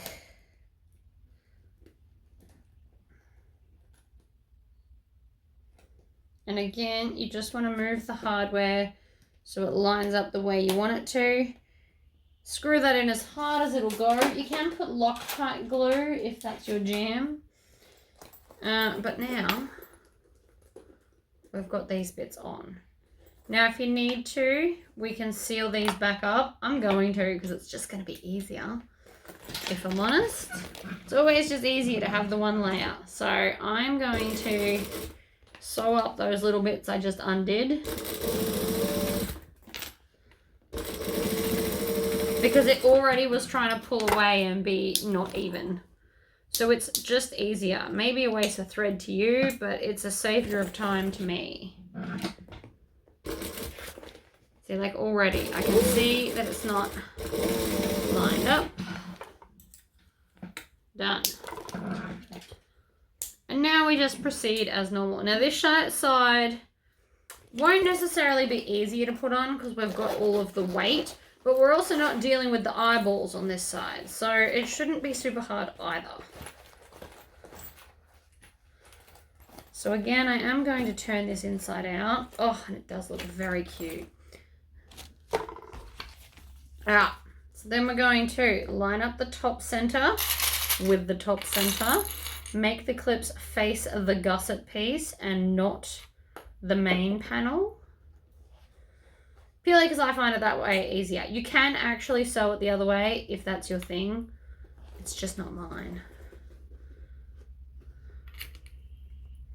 There is always more than one way to make a bag. You could make this bag without binding if you wanted to, and then this seam wouldn't be as thick. So if you're on a domestic, you could then do your vinyl piping. You'd have many less layers.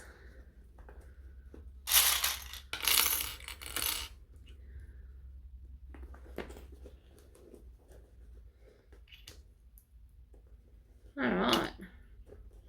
Do, do, do, do, do.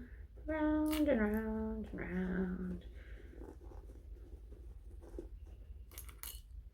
It lines up lovely at this bag, actually.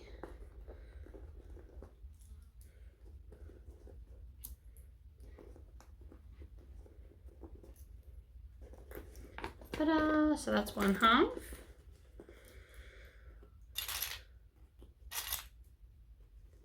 That bit will be chunky. So again, the whole way around, if you're on a domestic, you can just cut out all the chunky bits. Make your seams smaller and therefore flatter. We're nearly finished, guys. Oh, it's gonna look so cute.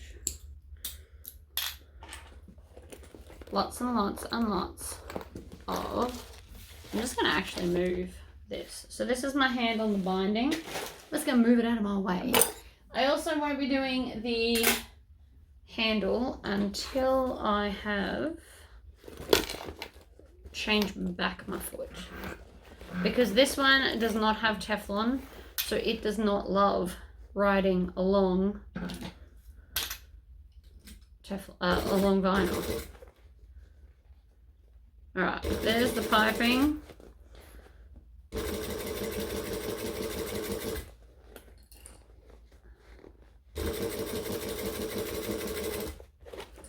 Bring it round. You can also use your sew awl to kind of stab at the piping as well. I just find I can feel it easier with my actual hand.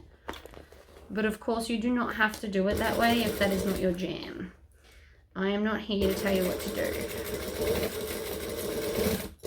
If you get way too nervous about putting your hand that close, feel it with your sew awl.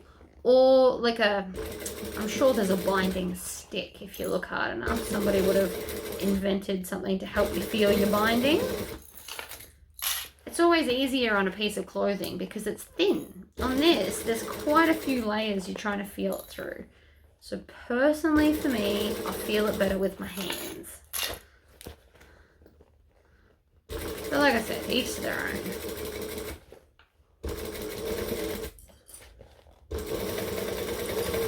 It's also easier when my light still works. I didn't think it was this flat, but anyway. Nothing I can do about it now.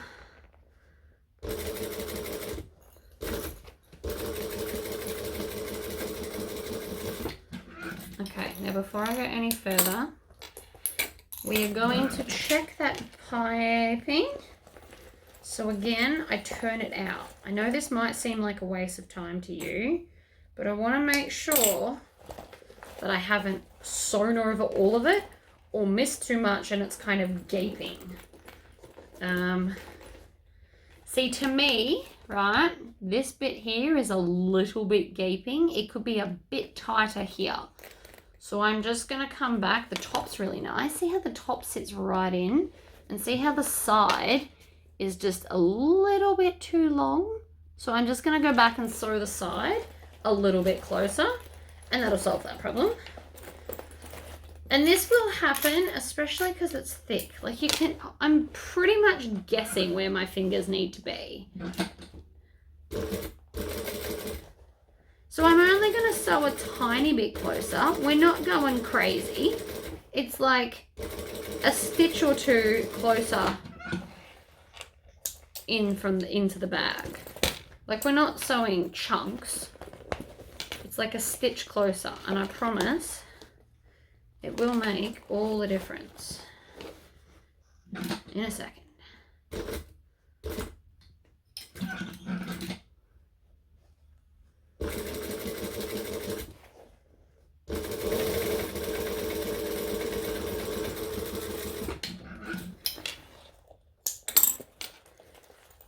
Can you see the difference? See how it's not so out now? And that's literally only the stitch next to it. Like, see the difference? So that's the original, and then that one there is the one I just put in. Like, it's not a lot, but that little bit makes all the difference to piping. So do it. This time I'm telling you, I'm not suggesting, you should just do it. And it doesn't have to be the whole way around the bag, and you don't have to sew the whole way around the bag to fix it. I'm also then just going to trim off a little bit of this, because even though we did a 1/2 inch seam allowance. Well, I assume I did. I was actually watching the piping and not the seam. But 1/2 inch seam allowance, that's all good and well, except because this is so thick, if you don't cut a little bit off, your piping won't cover it all. Oh, your binding, sorry, not your piping. Jesus. Brain can't even think of the right words at the moment. Do. Heaps better. I didn't cut a lot off.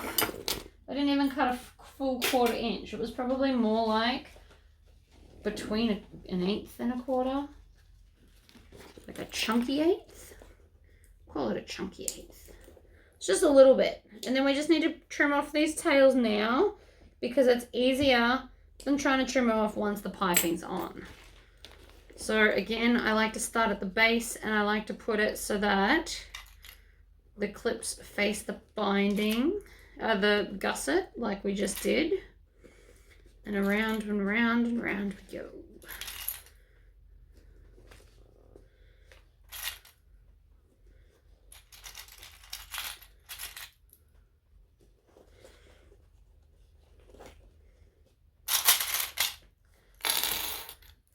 I always do this in my lap because I can give myself better posture. Bad posture will give bad back problems, and we don't want that. That's also why I've stopped sewing with my arms out like this. We have to tuck them in, shoulders down and back. I don't have the best posture. I don't have the worst. I do know that sewing is giving me neck issues, but the seat doesn't really go down any further. Like that's all we got. And I don't want to sew it up under my chin because that'll also suck. We've got to do what we've got to do.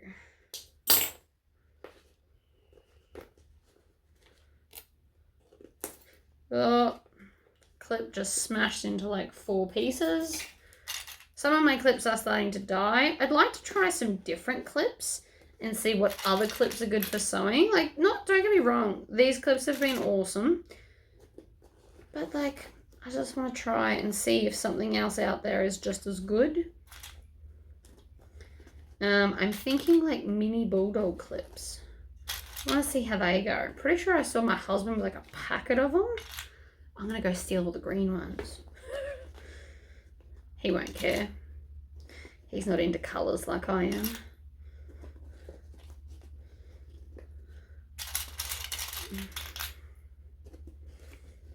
See, we would have been finished if we were on the other machine, but that's all right. Still worth it. This green also is the perfectly same color green as the zip and matches in really, really well with the fabric. That part was a total fluke. I just wanted frog fabric and I was going to take whatever I could get.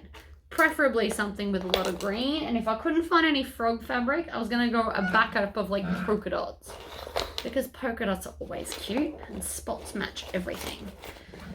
So that was the plan of attack if I couldn't get what I wanted. But I found this, if you're in Townsville, I found this at Just Country Crafts, which is like a cute little fabric shop. I like it. Apparently the lady doesn't do anything kind of spooky or anything though, so you'll never get dragons or snakes or anything from there. I was informed of this.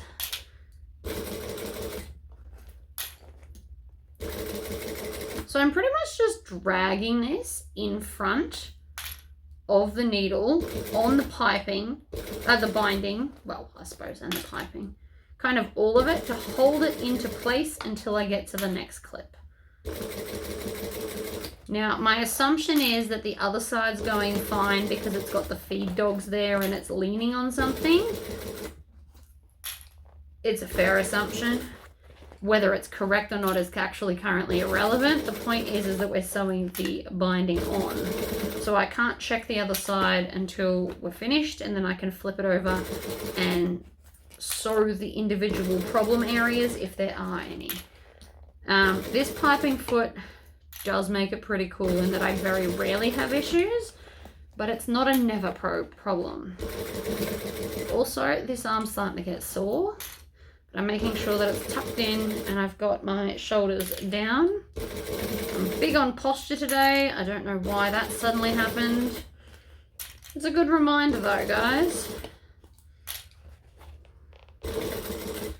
Can't hurt. Ugh. Ooh.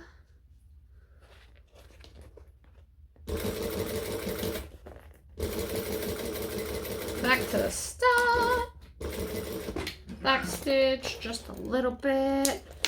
Trim it off bigger and then get nice and close to everything. Now let's flip it over and see if I missed anywhere, and I didn't, and it's fabulous. So technically that is the bag done, right? You could just have it as is like that. You could get a pre-made strap if that's your jam. You could do a lot of cool stuff. But that's what we've got so far. He is adorable. I am a huge fan of the frog, probably just because he's green. I do like the piping I chose. I do still need to push this part of the bag out. That's fine. It will need a little bit of a Tory squish to get it to sit nicely, but it is lovely. And the piping really helps that seam to sit out, so you shouldn't have to Tory squish things as much when there's piping in the seam. I definitely think dark green was the way to go. Anyway, so now I'm doing the main green for the main part and the dark green as an accent on top. I also got my thicker double-sided tape. So this is the 3/4 inch. I love this, especially for doing handles like this or straps like this, because it's so chunky. You don't really have to think about the middle as much. But also it's easier to place in the middle because it's wider. So you can see the gap easier.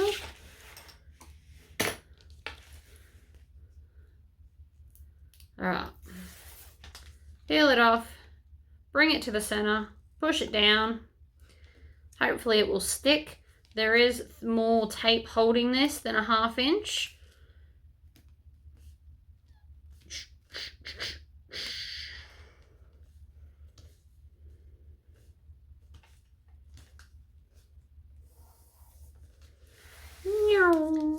Pull it down. There's a fly in here. He's starting to annoy me.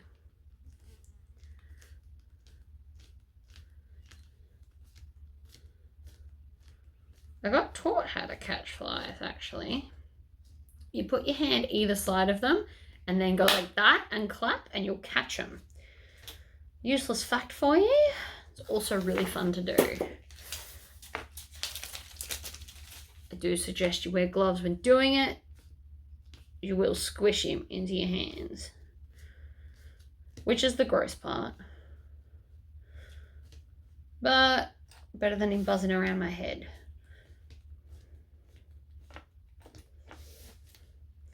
The reason you can never catch them with one hand is they feel the wind like moving from your hand, so they fly away in time. I don't know why I'm telling you these useless facts today. It could be because we're doing a frog bag. Feels very relevant. Alright. Put the foot down because then it holds it in place. Then I can just do it up.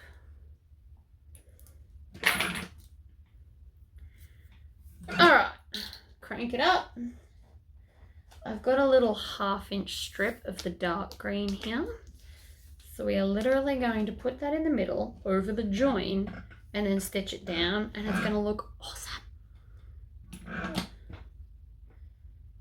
And yes, I'm aware I'm saying awesome a lot today as well. The bag is adorable. Alright, so I'm going to put them both down between my legs off the table because this will be easier to hold it in place. Now, if you don't want to have to hold it in place, you can I'm going to run out of bobbin. Oh. And this is shifting. I am not enjoying this green right now. It's misbehaving. Don't love that for me at all. So to prevent this problem from going any further, I am going to take double-sided tape and put it down the middle. So I'm going to use 1/4 inch on this 1/2 inch piece. It's misbehaving and I'm not even dealing. So even though I'm like halfway through or 1/4 of the way through or whatever, it is never too late to change your mind and put double-sided tape on. Ooh, ooh.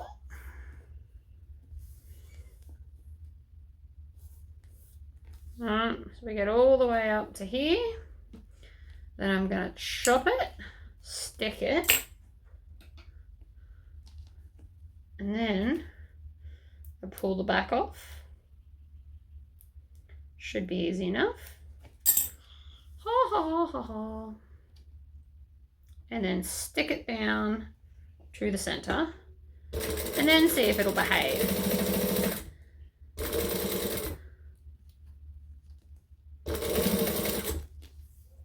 Right, do it in sections. Stick it down, sew it down. Just run out of bobbin thread. Bugger. Alright, problem solved. I'm just going to trim off both of them so that they don't get in the way. Then we're going to go back a little bit so that I can go through some of those stitches. And then off we go, back through the same holes. No back stitching because I'm going to pull it through and tie it off. I also possibly could have stuck all this down right before I started stitching. It's not really bothering me now that it's not moving though.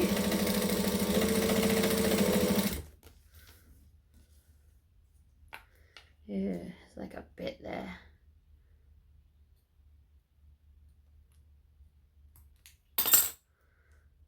Stick it down in the center.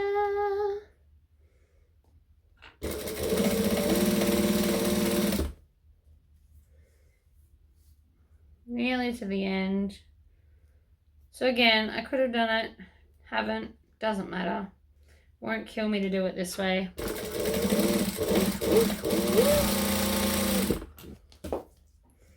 Pull the end off. Stick her down.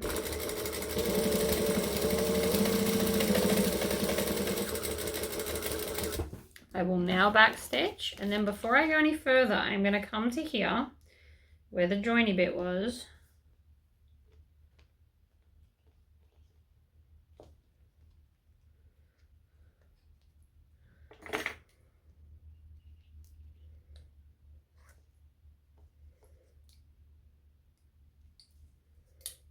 Okay, it's being weird. I don't know what's going on. The top decided to misbehave as well. So I'm just going to have to tighten it up. So I'm just going to pull every second thread and see how I've got this loop. See the back, how these ones have lifted. So what I'm going to do is I'm going to manually fix it. I could unpick it, but I don't want to. So what I'm going to do is I'm going to go every second thread and bring that loop back to the start of the stitches because we're nearly there. And what that's going to do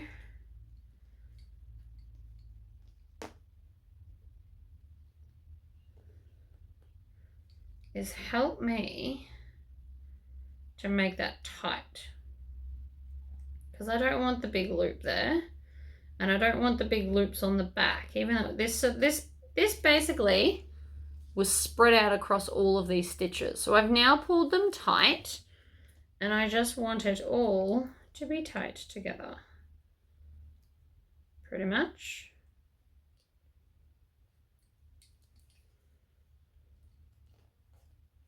Right, pull it down, pull it tight.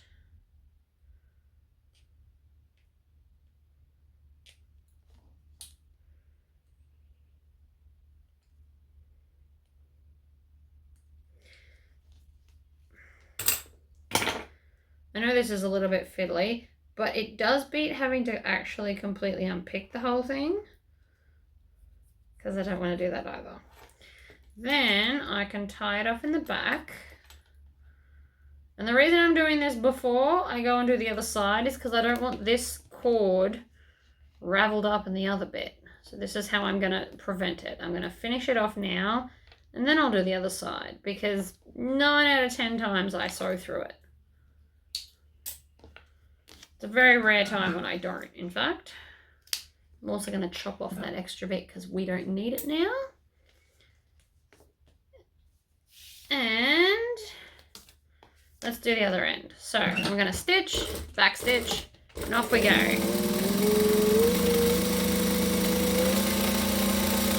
Now it's much faster because it's already stuck down. So I'm not fighting everything now.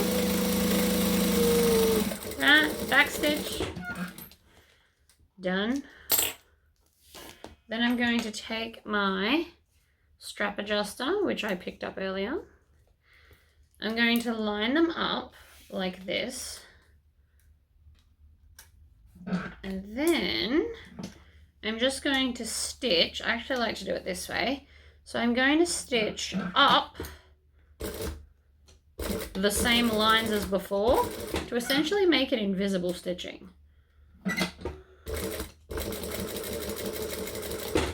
So you can use rivets. I'm just going to trim this down and then show you up close.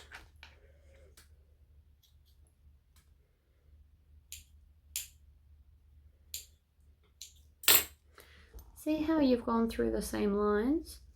So it looks, I know that I've just got to fix that bit, but it looks super cute, I think. Get rid of the tail on this side. All right, so then we want to have blank side up. Whoops. We're going to thread this on. Make sure there's no twists. Then go up through here, down through the other side, onto here. And then this will go over, and you can put rivets. I think I want to put a rivet. Rivets. Just because this is the side you'll see, so the other one you don't really see it. So let's put 2 rivets. Let's put one here and one here. Alright, so we're going to go through the first set of holes and then through the second set. Snap the backs on. Now you don't have to do 2, you can just do 1. Half the time I do 1, but I'm just feeling 2 today as it's a little bit of extra bling there.